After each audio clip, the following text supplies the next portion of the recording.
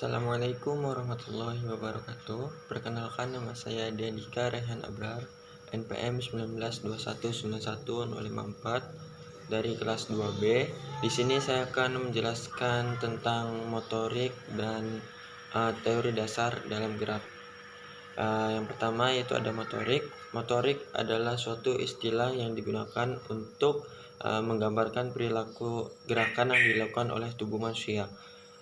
Pengendalian motorik biasanya digunakan dalam bidang ilmu psikologi, fisiologi, neurofisiologi maupun olahraga. Terdapat beberapa jenis gerakan motorik. Yang pertama, gerakan refleks. Yang kedua, gerakan terprogram. Yang ketiga, gerakan motorik halus berupa menulis, merangkai, melukis, berjinjit, dan lain sebagainya. Yang keempat, gerakan motorik kasar seperti berjalan, merangkak, berlari, memukul, mengayunkan tangan, menendang.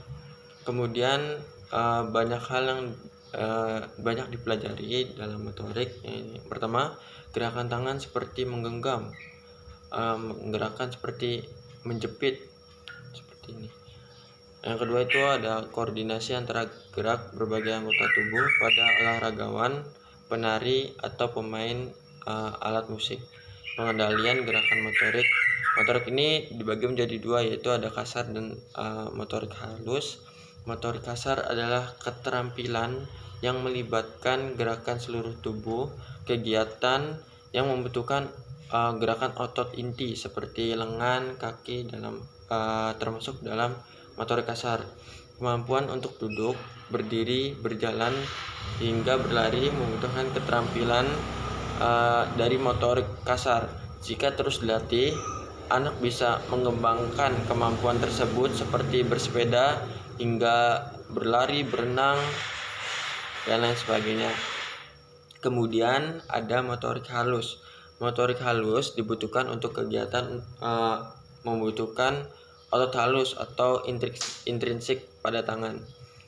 Mengutip dari Outline, otot-otot tersebut berperan penting dalam kegiatan yang berhubungan dengan lengan dan jari. Kegiatan yang berhubungan dengan motorik halus diantaranya menggenggam pensil, menulis, bermain dengan Lego, memotong, mengancing pakaian, dan lain sebagainya. Motorik halus berkembang sesuai dengan umur anak pada umur 0 hingga 6 bulan. Anak mulai mengamati pergerakan jari mereka mulai memindahkan objek dari tangan ke tempat yang lainnya. Kemudian ada penyakit saraf motorik. Gejala penyakit saraf motorik berbagai tipe, memberikan gejala yang mirip. Meski demikian, proses masing-masing tipe penyakit berbeda, kecepatan perburukannya dan bervariasi keparahannya. Gejala biasanya muncul secara perlahan. Biasanya gejala akan muncul di bagian tubuh seperti tangan, kaki, mulut, dan sistem pernapasan. Tanda-tanda yang umumnya muncul, yang pertama itu ada menggenggam tangan yang semakin melemah. Jadi sebelumnya kita itu seperti ini kuat gitu. Ketika gejala penyakit saraf ini mulai menyerang, genggaman tangan itu makin melemah. Kemudian itu lemah dalam artian yang sehari-harinya kita sebelumnya ini fit, bersemangat, kita lemah gitu. Maksudnya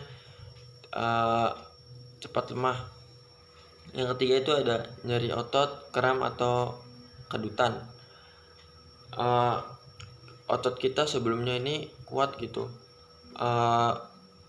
jadi lebih sering mengalami kram pada saat gejala penyakit ini mulai muncul.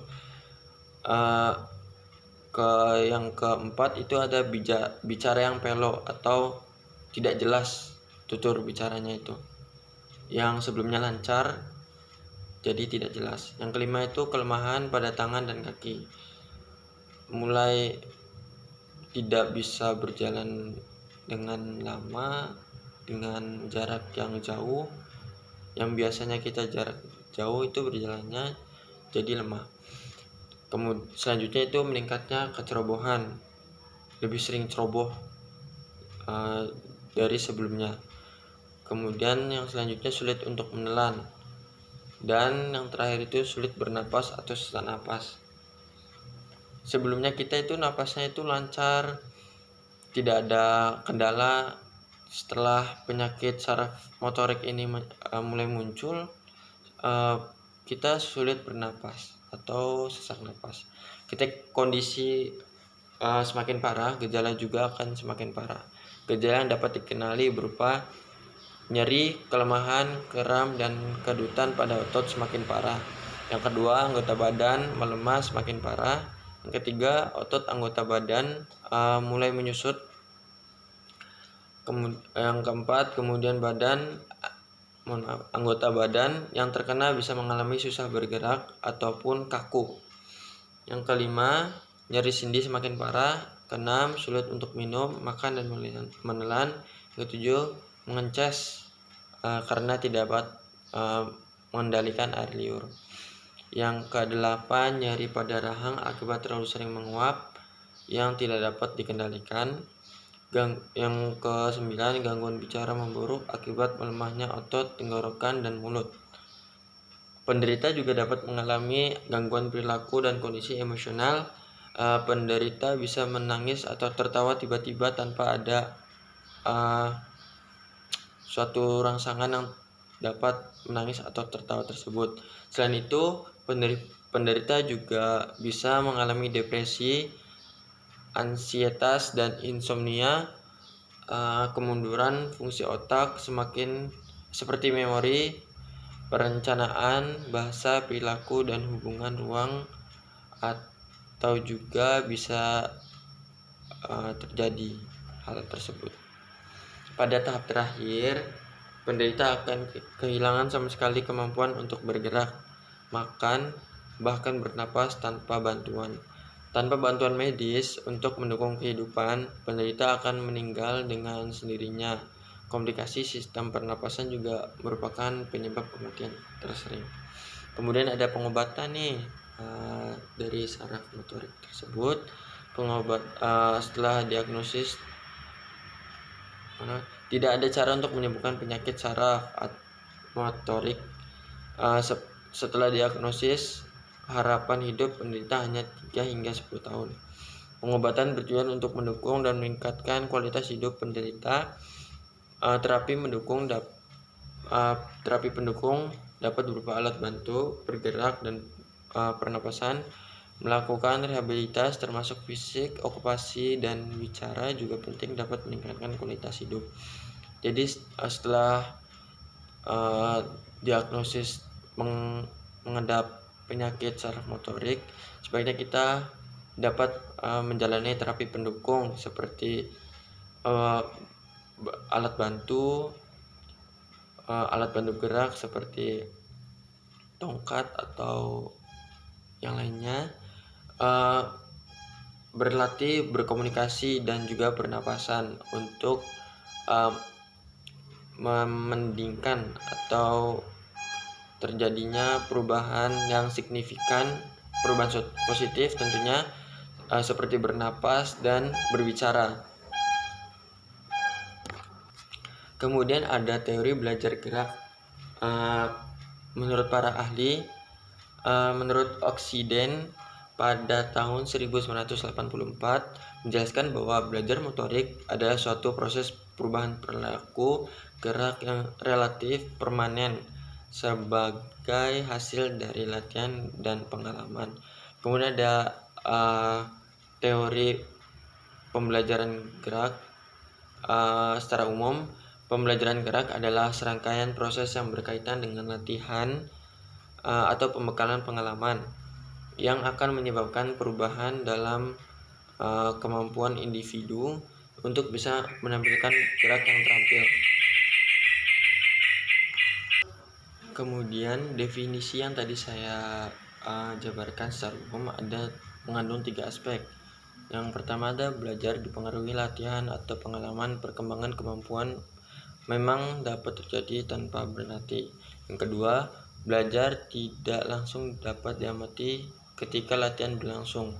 Yang ketiga, perubahan yang terjadi relatif menetap perubahan yang terjadi dalam penampilan dapat dianggap sebagai hasil belajar. Selanjutnya yaitu ada manfaat dari belajar gerak atau motorik. Manfaat dari belajar gerak motorik diantaranya yang pertama, agar siswa atau atlet dapat memperoleh kemampuan keterampilan, kemudian berlatih untuk meningkatkan kemampuan tersebut. Yang kedua, memberikan perubahan yang permanen di dalam perilaku untuk melakukan gerakan dengan benar sebagai hasil dari belajar motorik. Yang ketiga, dapat memberikan umpan balik yang berhubungan dengan perasaan dari pergerakan yang berkelanjutan yang telah ada dari hasil latihan di dalam sistem saraf yang telah disimpan oleh memori untuk melakukan automatisasi gerak. Yang keempat, meningkatkan koordinasi antara persepsi dan tindakan secara baik dan benar atau automatisasi sebagai dari keterampilan gerak. Yang kelima, dapat mengambil keuntungan dari mekanika sistem muskuloskeletal untuk mengoptimalkan secara efisiensi dari konsistensi pergerakan. Mungkin itu saja yang bisa saya sampaikan dan saya jelaskan. Kurang lebihnya mohon maaf. Wassalamualaikum warahmatullahi wabarakatuh.